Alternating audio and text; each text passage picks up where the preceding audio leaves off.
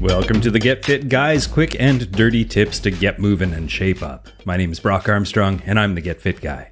Do you want a flexible, balanced, easy to remember workout that doesn't require spending all day at the gym? Well, then push-pull strength training might just be for you.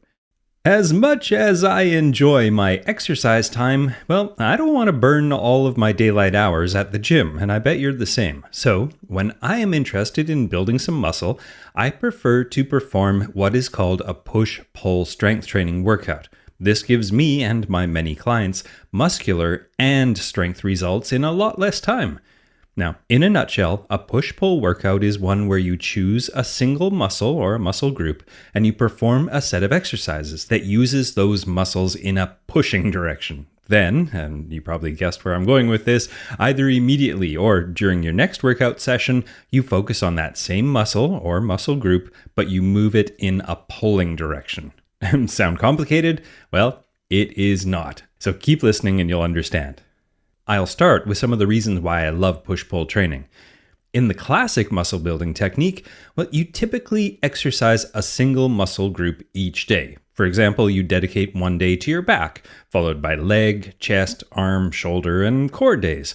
It is effective, but it can also be tedious, and it requires a lot more time at the gym.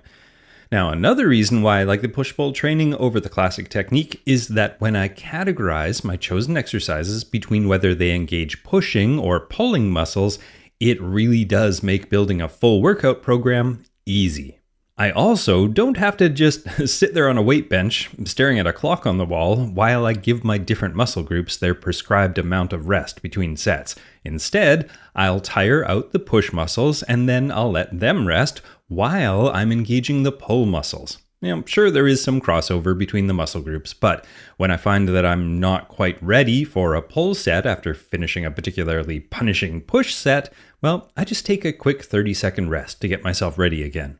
Another big advantage is that if you happen to do this workout at a busy gym, well, you can easily choose on the fly which set of exercises to do next based on the machine or the device that is currently available.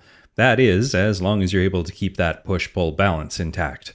The push-pull plan also allows you to use something called microcycles. With microcycles, during one session, you can use heavier weights for a more strength-style training. Then, for the next session, you can choose lighter weights, but complete a higher amount of reps for a more hypertrophy or muscle-building workout. By using these microcycles, you can get the best of both worlds, strength and size. And if you are new to strength training, you'll likely find that adding a push-pull workout into your exercise regimen makes it easier to plan a routine. Instead of having to remember which muscles are your quads or your delts, or figure out how to target your triceps, well, you simply need to make a quick assessment. Decide whether a part of your body, your arm, leg, back, chest, and so on, is either pushing or pulling a weight, and you're good to go. And as I already hinted, this type of workout is very time efficient. So if you find it difficult to build time into your day to get a good workout done, this exercise pattern will allow you to maximize every minute. The time-saving aspect of this workout is achieved by doing something that is referred to as a superset. A superset is when you perform a set of one exercise followed immediately by a set of a different exercise. The catch? Well, there's no rest period or break between those sets.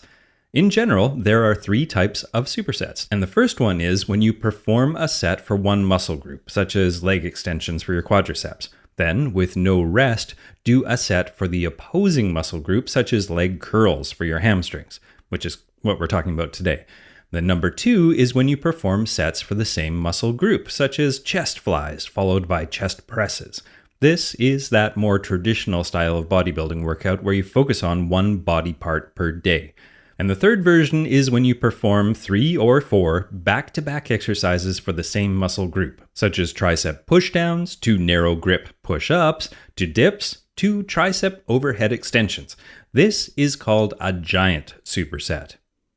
All right, you probably get the concept now, but let's get specific. Now, this is exactly the upper body workout that I did at the gym 2 days ago, and you know what? I'm actually still kind of sore. So after a good warm up, and what I did was ride my bike to the gym and then spend 10 minutes on the elliptical machine, you can try going through this push-pull workout, starting with your chest and back. And the push exercise is doing a barbell chest press. Then the pull movement is an inverted row. You go back and forth 4 or 5 times through before moving on to the next set of exercises. The next area of the body that I focused on was my back and shoulders. And the push movement was the overhead press, or a military press. Then the pull movement was pull-ups, or you could use lat pull-downs if you like. And once again, you go back and forth 4 or 5 times through before you move on to the next exercise, which is for your arms. And the push movement is tricep dips, or skull crushers if you like. Then the pull movement is the dumbbell or barbell bicep curl. And again, 4 or 5 times through before you move on to the next exercise, which is for your pecs and shoulders, where the push movement is cable flies and the pull movement is cable external rotations. Again, 4 or 5 times through, then move on to your delts and shoulders, where the push movement is lateral dumbbell raises and the pull movement is straight arm pull down. Now, since this general area had already been exercised earlier in the workout, you can just do this one 3 or 4 times before moving on to the final exercise, which is for your core. And the push movement is good mornings, or you can do Supermans. And the pull movement is the hanging leg raise, or you can stay on the ground and do full sit-ups. And to finish off, you just do this one 4 or 5 times through. So you've probably got the gist of this workout by now. Basically, choose an exercise and think about what muscles it uses, then choose an exercise that either counterbalances the exercise or uses the muscles on the other side of the body part. Easy, right? Well, now let's talk about the alternate day push-pull workout. Because so far I've only addressed what would be considered a one-day push-pull routine, but you can do the same pattern on alternating days. One day is push movements, and then the next day is pull exercises. Then you can take a rest day or 2 and then do it all again. Now on the push day, you might do things like work your quads, your glutes, your pecs, your triceps, and your abs. Then on the pull day, you might focus on your traps, your lats, your biceps, your deltoid erectors, and your lower back. Again, the main benefit of doing either of these push-pull training methods is how adaptable they are and how time efficient they can be. The one-day version can be done maybe 2 or maybe 3 times per week, and the alternate day routine can be broken into 4 short days by simply dividing the exercises between 4 days. Now, this type of training is simple, adaptable, and will go a long way to keeping your body nice and balanced. As we know, spending too much time developing, say, your chest muscles and not enough time strengthening your back, well, that can contribute to poor posture.